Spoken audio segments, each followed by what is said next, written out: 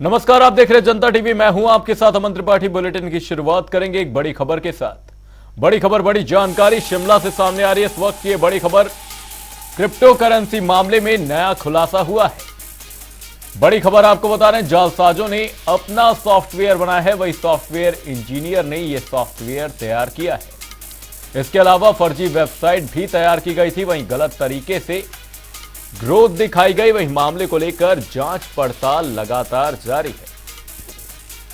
वहीं एसआईटी फिलहाल मामले की जांच कर रही है। बड़ी खबर, बड़ी जानकारी, क्रिप्टो करेंसी मामले में बड़ा खुलासा हुआ है। बड़ी खबर आपको बता रहे हैं, मामले में नया खुलासा होता हुआ नजर आया। जालसाजों ने अपना सॉफ्टवेयर बनाया है इस वक्त। ये बड़ी खबर आपको बता रहे हैं, सॉफ्टवेयर इंजीनियर ने सॉफ्टवेयर तैयार किया है। वहीं इसके अलावा फर्जी वेबसाइट भी तैयार की गई थी, जिसमें गलत तरीके से ग्रोथ को दिखाया गया था। वहीं मामले को लेकर फिलहाल जांच पड़ताल लगातार जारी है। वहीं एसआईटी फिलहाल मामले की जांच कर रही है। इसी खबर पर हमारे संवाददाता रॉबिन शर्मा हमारे साथ जुड़े हुए हैं। रॉबिन, आपसे जानना चाहेंगे क्रिप्टो करेंसी में क्या कुछ ये बड़ा खुलासा हुआ है, वहीं फिलहाल ये जांच कहां तक आगे बढ़ती हुई नजर आ रही है? देखिए, क्रिप्टो करेंसी मामले पर लगातार जो है जांच जारी है और पुलिस प्रशासन की ओर से इसको लेकर अभिषेक दुल्लर जो है आईजी नॉर्दर्न रेंज, उनके अध्यक्षता में ये एसआईटी बनाई गई है और लगातार जांच पर जुटी हुई है। अब इसमें लगातार जो है नए नए खुलासे सामने आ रहे हैं। बीते दिनों पूछताछ के बाद सामने आया है कि जो जालसाज थे, जो मुख्य आरोपी थे, उन्होंने बाहर से यानी कि राज्य के बाहर यूपी से एक सॉफ्टवेयर इंजीनियर को हायर किया और एक सॉफ्टवेयर डेवलप किया ताकि इस तरह का जो फर्जीवाड़ा है वो किया जा सके। बताया जा रहा है कि तकरीबन 4 करोड़ की रकम देकर ये जो सॉफ्टवेयर है ये तैयार की गई, जिसमें क्रमशः 2 से 3 जो है सॉफ्टवेयर थे ताकि बैकअप पर जो है एक सॉफ्टवेयर काम कर सके। और इसमें जो है ग्रोथ जो है अनयूजुअल तरीके से यानी गलत तरीके से दिखाई गई थी, जिसमें कॉइन्स जो है वो जिस तरह से जो क्रिप्टो करेंसी है वो डिग होती है तो उसका एक फॉर्मूला होता है, उस हिसाब से वो काम करती है। लेकिन इस सॉफ्टवेयर के अंदर जो है वो जो करेंसी है वो दुगनी हो जाती थी पर डे के हिसाब से। तो ऐसे में जो है एक बड़ा जो धोखा है, बड़ा जो लालच है, वो कहीं ना कहीं जो लोग हैं इनसे जुड़े हुए उनको दिया गया। इसके अलावा जो जालसाज है, जो इसके मामले के मुख्य आरोपी है, उन्होंने एक सॉफ्टवेयर के अलावा एक वेबसाइट भी डेवलप की थी जिसके जरिए लोगों को जानकारी दी जाती थी और जो ग्रोथ है वो फर्जी तरीके से लोगों को दिखाई जाती थी। इसको लेकर बीते दिनों जो डीजीपी है हिमाचल प्रदेश पुलिस के, वो भी कई बार इसको लेकर मामले को लेकर उन्होंने भी कहा था कि तकरीबन 2500 करोड़ के आसपास का इसमें जो है टोटल ट्रांजैक्शन हुआ है इस मामले में और 500 करोड़ से ज्यादा की जो ऊपर की रकम है वो देनदारी के रूप में अभी भी जालसाजों के पास या मुख्य धोखाधड़ों ने जो है नहीं लौटाई है। वहीं अगर देखें तो इसको लेकर अभी तक 18 गिरफ्तारियां मामले में हो चुकी है, जिसमें अभी मुख्य आरोपियों में से एक मुख्य आरोपी अभी भी हालांकि फरार चल रहा है। बताया जा रहा है कि ये दुबई भाग गया था। इसके अलावा जो मुख्य आरोपी हैं वो भी फिलहाल सरकार की हिरासत में है और इसके अलावा कुल मिलाकर 18 गिरफ्तारियां इसमें हुई है, जिसमें कुछ पुलिस के जवान भी शामिल है। इसमें एक महिला कांस्टेबल के अलावा कुछ और कांस्टेबल भी शामिल है। तो जो ये लोग हैं ये पहले इस क्रिप्टो करेंसी मामले में एक इन्वेस्टर के तौर पर जुड़े, जिसके बाद ये एजेंट बन गए। अब हालांकि बताया जा रहा है कि 70 से 80 लोग ऐसे हैं इस पूरे क्रिप्टो करेंसी मामले में जिन्होंने 2 करोड़ से ज्यादा की जो है संपत्ति बनाई है। अब ऐसे में ये लोग जो पहले इन्वेस्टर के तौर पर जुड़े थे फिर एजेंट बन गए ताकि ज्यादा से ज्यादा लोगों को इसमें जोड़ा जा सके। लेकिन इसी तरह से ये मामला जो है बढ़ता रहा और अभी तक जो पुलिस की रिपोर्ट है उसके मुताबिक 2500 करोड़ के आसपास का ट्रांजैक्शन है जो पूरा नहीं है। ये भी और बढ़ सकता है क्योंकि मामले में लगातार जो है तफ्तीश जारी है और पुलिस की ओर से ये भी कहा गया है कि मामले में जल्द ही कुछ और गिरफ्तारियां भी हो सकती है, क्योंकि बहुत सारे लोग ऐसे हैं जो अभी भी शक के दायरे में है, जिनको लेकर पूछताछ की जानी है। तो ऐसे में पुलिस कुछ और लोगों को भी अभी हिरासत में ले सकती है। जी, वहीं रॉबिन, जिस तरीके से ये मामला लगातार आगे बढ़ता हुआ नजर आए, लगातार गिरफ्तारियां देखी जा रही हैं, लेकिन इसमें प्रशासन के लोगों का शामिल होना किस तरीके से इस मामले को और गंभीर बनाता है? जी बिल्कुल, देखिए जितने भी धोखाधड़ी का ये मामला जिस तरह का फ्रॉड ये हुआ है, खास तौर पर इलेक्ट्रॉनिक मनी के रूप में, यानी कि जिस तरह से क्रिप्टो के मामले में धोखाधड़ी हुई है, इसमें सबसे बड़ी बात यह है कि जिस तरीके से प्रेजेंट किया गया, जी। जिस तरीके से इसे दिखाया गया लोगों को, वो इस तरीके से था कि बहुत ही मनलुभावना था, जिसकी वजह से न केवल तमाम आम लोग बल्कि प्रशासनिक लोग, जो रिटायर्ड जो लोग हैं वो भी इसमें जुड़े, और जो सरकारी नौकरी में जो जुड़े हुए लोग हैं वो भी, और कुछ लोगों ने तो अपनी जमा पूंजी भी इसमें डाल दी, कुछ लोगों ने नौकरी छोड़कर पर्टिकुलरली ये काम करना शुरू कर दिया। तो इस तरह का ये मामला पूरा सामने है, क्योंकि इस तरह से लोगों को दिखाया गया कि एक बहुत अच्छा सोर्स है पैसे कमाने का, और जल्दी सोर्स है। और सबसे बड़ी बात यह है जिस तरीके से इसको लोगों के बीच लाया गया, ये एक सबसे बड़ा, क्योंकि जिस तरीके से इसमें ग्रोथ दिखाई गई लोगों को कि इसमें जिस तरीके से पैसा जल्दी से जल्दी बनाया जा रहा था और दुगनी रफ्तार से बनाया जा रहा था, तो उसमें कहीं ना कहीं उस लालच में जो है, उस झांसे में जो लोग फंसते हुए नजर आए, और फिर आम लोग क्या, और क्या पुलिस महकमे से जुड़े लोग या और तमाम सरकारी सेक्टर से जुड़े लोग, तो सभी इसमें फंसते हुए नजर आए। जी, क्रिप्टो करेंसी मामले में लगातार बड़े खुलासे होते हुए नजर आ रहे हैं। बहुत बहुत धन्यवाद रॉबिन, तमाम जानकारी के लिए। सॉफ्टवेयर इंजीनियरों ने नया सॉफ्टवेयर तैयार किया है। रुक करेंगे एक बड़ी खबर का। बड़ी खबर, बड़ी जानकारी शिमला से सामने आ रही है इस वक्त की। ये बड़ी खबर आपको बता दें, भाजपा महिला मोर्चा प्रदेश पदाधिकारियों की बैठक आयोजित की जानी, जिसमें प्रदेश अध्यक्ष राजीव बिंदल, जयराम ठाकुर भी इस दौरान मौजूद रहे। वहीं दीप कमल प्रदेश भाजपा कार्यालय में ये बैठक हुई। वहीं भाजपा महिला मोर्चा की प्रदेश पदाधिकारी, जिला अध्यक्ष और महामंत्री इस बैठक में शामिल हुए। बड़ी खबर, बड़ी जानकारी शिमला से आपको बता रहे हैं। बीजेपी महिला मोर्चा प्रदेश पदाधिकारियों की बैठक हुई, जिसमें प्रदेश अध्यक्ष राजीव बिंदल और जयराम ठाकुर भी मौजूद रहे। वहीं दीप कमल प्रदेश पदाधिकारियों की यहां पर बैठक होती हुई नजर आई। भाजपा महिला मोर्चा की प्रदेश पदाधिकारियों की यह बैठक हुई, जिसमें जिलाध्यक्ष और महामंत्री शामिल हुए। बिलासपुर के बलोह टोल बैरियर के पास वॉल्वो बस में सवार कांगड़ा के युवक से 703 ग्राम चरस की खेप के साथ पकड़ने में सफलता हासिल की है। Anti narcotics task force team ने आरोपी को गिरफ्तार कर युवक के खिलाफ एनडीपीएस एक्ट के तहत मुकदमा दर्ज कर आगामी कार्रवाई कर पुलिस टीम को सौंप दिया है।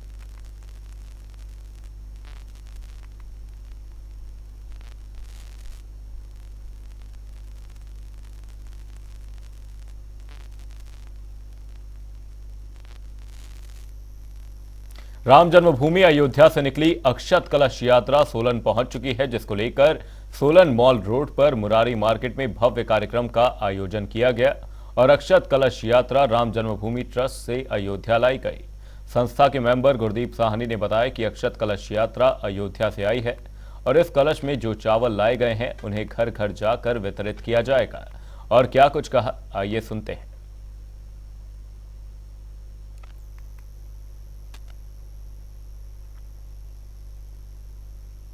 सर्दियों के मौसम को लेकर जिला प्रशासन विभाग अलर्ट मोड पर आ गया है। जिला प्रशासन की ओर से सभी विभागों को सख्त निर्देश जारी किए गए हैं कि सर्दियों के मौसम में बर्फबारी वाले क्षेत्रों में लोगों तक हर प्रकार की मूलभूत सुविधा पहुंचाई जाए।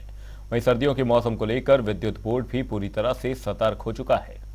विद्युत बोर्ड की ओर से अपने उपकरणों को इकट्ठा किया जा रहा है ताकि आने वाले सर्दियों के समय में जिन क्षेत्रों में बर्फबारी होती है उन क्षेत्रों में बिजली विभाग अपनी बेहतरीन सेवाएं दे सके।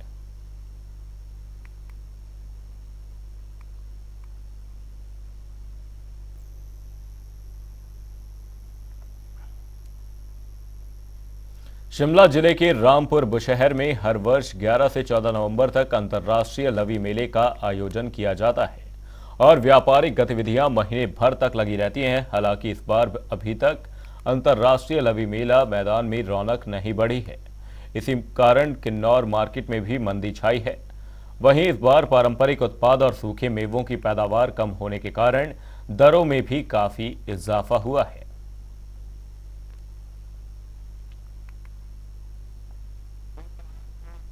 अंतर्राष्ट्रीय लवी मेले में आज तक काफ़ी कम लोग आ रहे हैं, जो कि मैंने काफ़ी सारे सामान लाए थे, जैसे रतन जोत हुआ, ये शुप्पा हुआ और ये सेब वगैरह लाए थे। वो तो हम लोग ये देख रहे हैं कि आज कि कब तक हमारे पास। लवी मेले में हर साल ड्राई फ्रूट्स किन्नौर के प्रोडक्ट्स लेके आता हूँ, जिसमें काला जीरा, गुच्छी, बादाम, अखरोट, खुमानी, सेब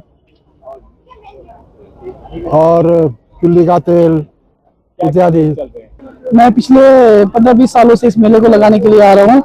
हर साल की तरह इस साल भी हम अपने साथ यहाँ मेले में ड्राई फ्रूट्स लेके आए, किन्नौरी, खुरमानी, बादाम, राजमा और ये क्या बोलते हैं चिलगोजा, सेब की पेटी और बाकी और जैसे राजमा वगैरह जो हमारे लोकल आइटम होते सारे जी।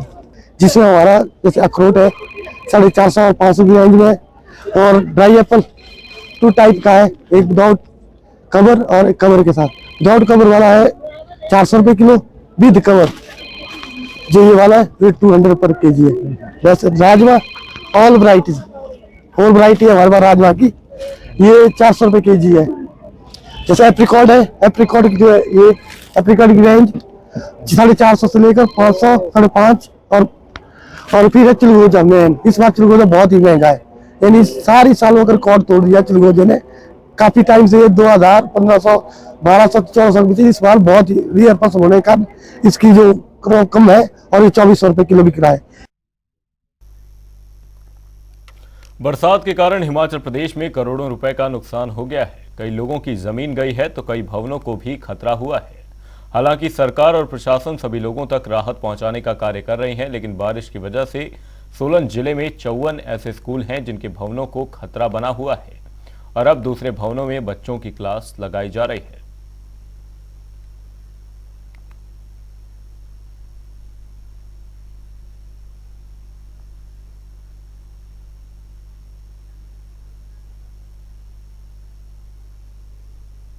जी, हमारे ज़िला में जो बरसात के कारण जो इस बार आपदा में हमारे लगभग 54 स्कूल जो है उनको नुकसान पहुंचा है, और हमने लगभग कोई 6 करोड़ 88 लाख 85 हज़ार के करीब जो है इसमें जो मुआवजा बनता था डैमेजेस का, वो हमने ऑनलाइन भी जो हमारे डिज़ास्टर की जो साइट है पोर्टल है उस पर अपलोड भी किया है स्थानीय प्रशासन के माध्यम से, और विभाग को भी हमने इसमें इस बारे सूचित किया है।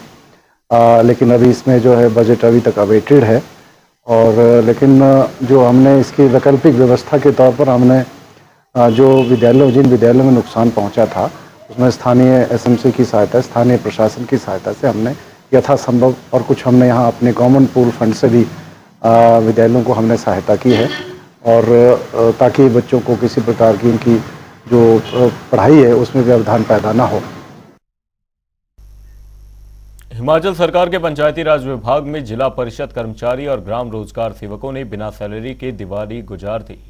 सरकार के पास सैलरी देने के लिए फंड नहीं है और कुछ कर्मचारियों को 2 माह का वेतन नहीं मिला है, और पंचायती राज मंत्री अनिरुद्ध ने सीएम से रिवॉल्विंग फंड की मांग की है।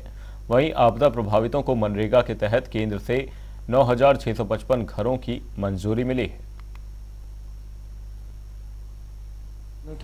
और कल कैबिनेट के दिन जो है, क्योंकि कुछ सैलरीज का हमारे को इशू आ रहा है, मनरेगा के तहत जो है सैलरीज जीआरएस को और ज़िला परिषद के करीब कर्मचारियों को मिलती है, परंतु सेंट्रल गवर्नमेंट के कट के कारण जो 20,000 करोड़ का जो कट जो है सेंट्रल गवर्नमेंट ने पिछले बजट में लगाया था, उस वजह से जो है हमारे को तनख्वाहें देने में दिक्कत हो रही हैं। कुछ एक एम्प्लॉयज़ हमारे हैं जिनको 2 महीने से तनख्वाह नहीं मिली है। इस बारे में माननीय मुख्यमंत्री से रिवॉल्विंग भारतीय जनता युवा मोर्चा की जिला कार्यकारिणी की बैठक आयोजित हुई। इस बैठक की अध्यक्षता प्रदेश अध्यक्ष तिलक राज ने की।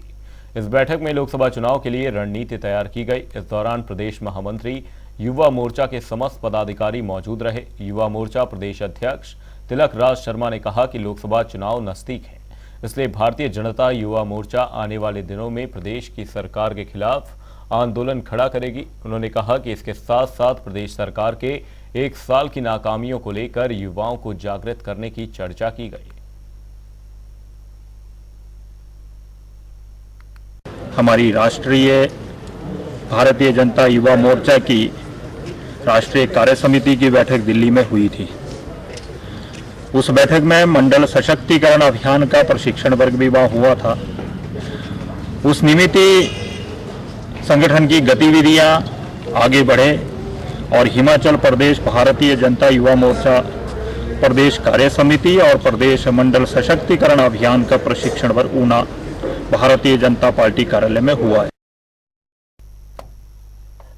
शिमला विधानसभा सचिवालय असम की याचिका समिति पहुंची। 2 दिनों की हिमाचल दौरे पर 7 सदस्य हैं। इस दौरान समिति ने शिमला स्थित विधानसभा का भी दौरा किया। कमेटी के सदस्यों ने विधानसभा के स्पीकर कुलदीप सिंह पठानिया से मुलाकात की और देश भर में प्रसिद्धि बटोर चुकी विधानसभा की ई प्रणाली को जाना।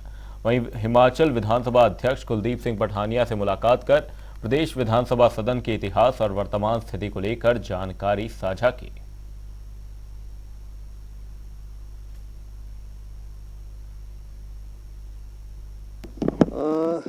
मैं पहले तो याचिका कमेटी के अध्यक्ष और उनके सहयोगियों का हिमाचल प्रदेश की विधानसभा में आने पर उनका स्वागत करता हूं, अभिनंदन करता हूं। और जैसा मैंने कहा, याचिका समिति एक महत्वपूर्ण विधानसभा की समितियों में से एक है, जो कुछ विधानसभाओं में है, कुछ में नहीं है। हमारे पास भी थी, पर समय के साथ बीच से ये पिटिशन कमेटी को जो है अबॉलिश कर दिया गया है। Again I am thinking to revive the petition committee, क्योंकि इसमें बहुत सारे जो स्पेसिफिक इश्यूज हैं जो कई स्तरों के ऊपर पेंडिंग होते हैं, जिनका जो है लोगों को न्याय नहीं मिल पाता है, निवारण नहीं हो पाता है, तो जो है उसको इस कमेटी के माध्यम से उन विषयों को जो है गंभीरता से देखा जा सकता है और उसको रिकमेंड किया जाता है गवर्नमेंट को। अब में अगर रिपोर्ट अडॉप्ट होती है तो सरकार को माननी पड़ती है। असम विधानसभा का जो याचिका कमेटी है उसका चेयरमैन होने के नाते मुझे भी ये मौका मिला इस हिमाचल प्रदेश विधानसभा देखने के लिए। हमारा सारा कलीग आया, स्टाफ आया है, आके तो मुझे तो बहुत गौरव अनुभव हो रहा है। यहाँ का जो विधानसभा का, हिमाचल प्रदेश का विधानसभा का जो माननीय अध्यक्ष जी है, ये बहुत एक्सपीरियंस पर्सन है और rules and procedure conduct of business जो हिमाचल प्रदेश असेंबली का जो सिस्टम बताया ऑलमोस्ट आसाम के साथ में एक है। और जो याचिका कमेटी का बात था जो स्पीकर साहब ने बताया, पहले था अभी नहीं है, लेकिन याचिका कमेटी का इतना बड़ा रूल है, कोई आम लोग अगर यदि उसको अनुभव हो रहा है जो कोई भी गवर्नमेंट का डिपार्टमेंट मुझे मेरा काम डिनाई कर रहा है, मुझे रिफ्यूज कर रहा है, हरासमेंट कर रहा है, चाहे इसे कुछ भी ड्यूज नहीं दे रहा है, तो वो याचिका कमेटी में आ सकता है। और याचिका कमेटी में जब आता है तो हम लोग हियरिंग लेता है, बोथ साइड जो वेरिफिकेशन करने के बाद में जो रूल्स है, एक्ट है, ओएम हो चाहे वो कैबिनेट डिसीजन हो, सब का रेफरेंस लेके हम लोग डिसीजन देता है। और असम में याचिका कमेटी का अभी तक हम लोग को जहाँ तक रिजल्ट मिला है, बहुत अच्छा रिजल्ट मिला है। असम में पहले 3 महीना 4 महीना के बाद में मीटिंग होता रहा, अभी हर महीना में याचिका कमेटी का मीटिंग होता है, फिर भी हम लोग का बहुत भारी पड़ रहा है।